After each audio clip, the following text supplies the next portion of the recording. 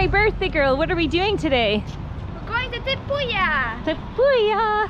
Yeah. I don't really know what it is. It's a big, like, museum. We are growing up without borders, a family of 5 traveling to every country in the world. It all began with a 5-week trip to Europe back in 2013, which then led to us traveling to now 6 continents and 98 countries. Take a road and a road to the open air. Anytime and a place, and I'll meet you there. We've been blessed to spend many months here in New Zealand and explored everything from the very top to the very bottom. Are you ready to join the journey? Let's go.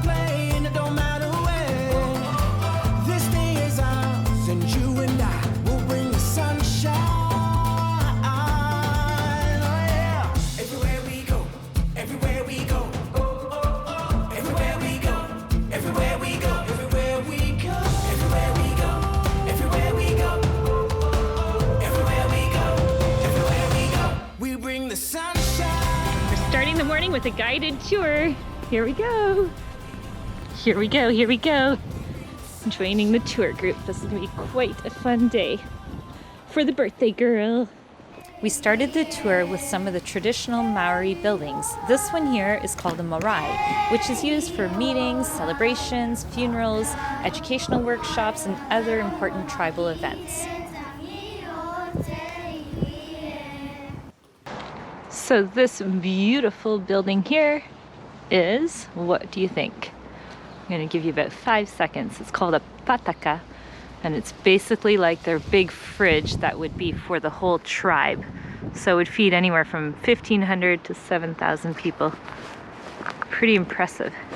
So there's actually 2 sides to the Puia. So this whole area we're in is the whole school. To be discovered on the planet. It was discovered in a very, very late era, so between about his art form that he's perfected over the years. Kia ora everybody, no mai hara mai. Welcome to Te Puia and the New Zealand Māori Arts and Crafts. So yeah, this is our school here, Puia Rotorua, and basically we're the New Zealand.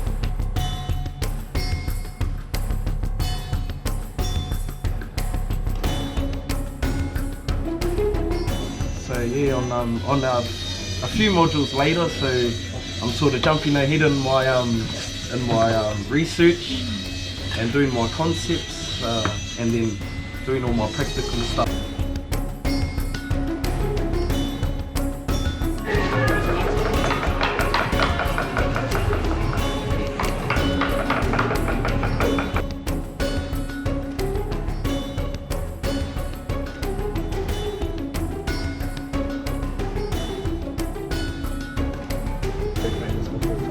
These are not the only valuable trees in terms of native trees. Wow, this is where they do all the weaving in the weaving school. That's pretty cool. Our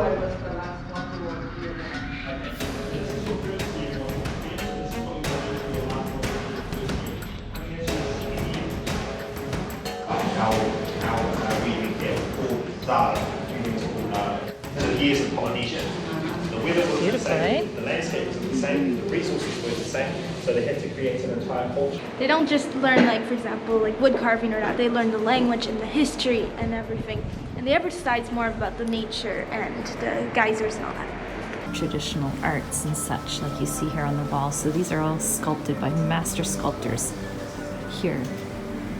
Our guide was explaining how far the Maori would travel in these canoes on open waters. They would often travel around 7,000 kilometers, if you can imagine. This canoe would have fit 25 warriors, and if you can imagine, it's one of the smaller to medium-sized ones. The larger ones are around 100 meters in length and can fit up to 100 different warriors. Now we're going to see some kiwi birds.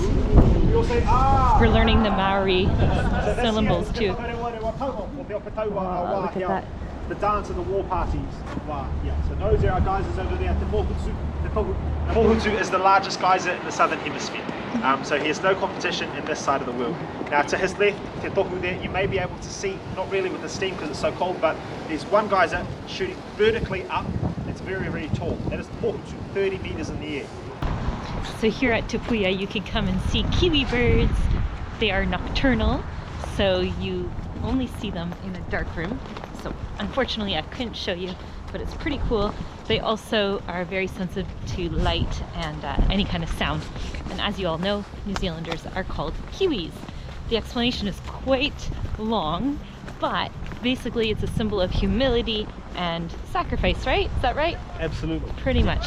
So you see it on their sports teams and stuff like that, and of course we call New Zealanders Kiwis because of that. So that was actually our first time seeing a kiwi bird up close. It was really cool. And what's interesting about it is they actually are losing about 2.1, I think, percent per year. So they are... They only have 60,000 at the moment, and they're indigenous to New Zealand. Yeah, you only see a kiwi bird in New Zealand. Yeah. So what you're seeing behind me is the mud, and you can see as it's erupting. That's because 2.5 kilometers below this earth is the magma heating it up.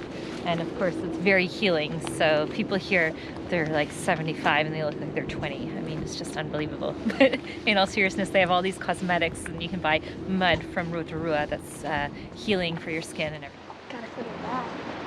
So pretty.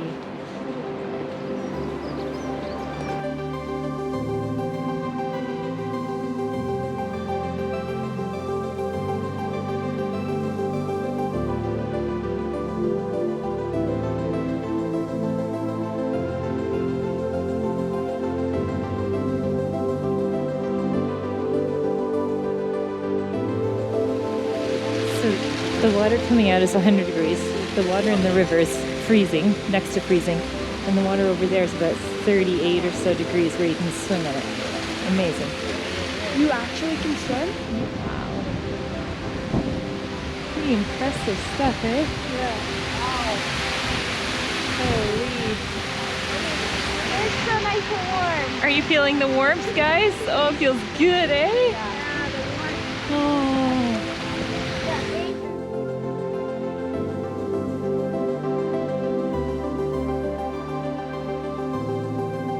I like the warmth, but not the smell. Oh, stinky. Oh, stinky. Feels like we're walking on the moon. You can come have a look, guys. What are they doing? Cooking. Oh my goodness, they're gonna cook it in the ground. This is what they call a Hangi, and they basically cook food underneath the ground. So it's like an earth oven. Wow, look at the heat coming out of there. What's cooking? So this is our steam pudding inside here. So you can literally cook anything. So you can cook your, you could cook pasta if you like. You can also cook crayfish, you can cook lobster, you can cook mussels or pippies. You can also cook any vegetable you like inside here. You can cook any meat you like as well. So everyone had a look? What is it inside here though? So just inside here, folks, this is our steam pudding inside here. It's a traditional English recipe that we kind of just took, made it better, improved it, added Mother Nature to it, bada bing, bada boom. So we just melt butter and then sugar, and you make like a caramel. Then you add golden syrup and jam, and then mix it with self-raising flour, baking soda and milk. That's all it is.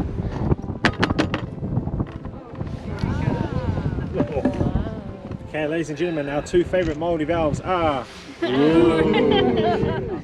Happy birthday, dear Angelique. Happy birthday to you. Woohoo!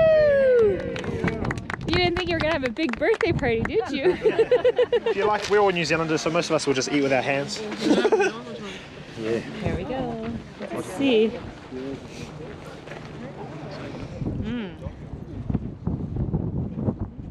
Good? Really good. You can imagine it with cream or custard. Yummy. How was it, girls? Really yummy, eh? So good. I'm done. I love it. Was it good, Chloe? So, one thing that I didn't know before arriving here to New Zealand, and I just learned today, is that there's only one native language. So, like you would have in different languages, maybe dialects and stuff, here it's not really a different dialect. It's literally the same language, but just a different accent. So we found a heater here and it's so hot. It's really nice. Warming your butt. They need these in Canada when you go watch hockey games. So this place is massive. We're right now doing some more walking trails, seeing this geyser that stopped in 1979. But when you do a tour guide, it's so cool because they tell you everything about all the things and all the history. But yeah, now we're just exploring on our own. So we started the membership area of YouTube, which is the little button where you can click to join. And when you do that, you get these special little emojis that you can use when we're on lives and stuff like that. And I've been racking my brain as to which ones we could use, and look what I just found. These are Maori ones. So I thought, oh cool. You guys will have to let me know which type of little emojis you would like to see, and we'll create those for you. But I think the Maori ones are pretty sweet. They're sweet as. Julie and I are going to try and say this, I'm going to call it tongue twister. Yeah. Okay, ready? Te waka rewa rewa tanga o te ope au au hi au. Basically the war dance of the war parties of Wahiau. Girls are finding some nice gifts. How pretty they are. Nice souvenirs. Perfect. Kia hore tamarino, kia whakapapapauna mu te moana. Kia tere te kārohi rohi, I mua, yoka te huarahi. May the calm be widespread, may the seas glisten like our greenstone, and may the shimmer of sunlight forever dance across your paths until we next meet again. Hopefully we will meet again. Kia ora. Thank you. Oh, thank you, no problem. Oh, we have a hug. Oh, we do Kia hugs. ora.